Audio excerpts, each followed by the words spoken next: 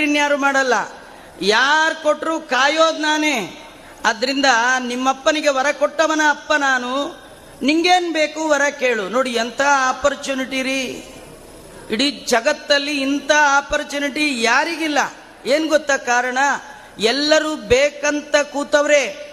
ಏನು ಬೇಕು, ಅದು ಬೇಕು, ಇದು ಬೇಕು, ಲಿಂಗದೇಹ ಭಂಗ ಆಗಬೇಕು ಕೇಳ್ಕೊಂಡು ಕೂತವ್ರೆ.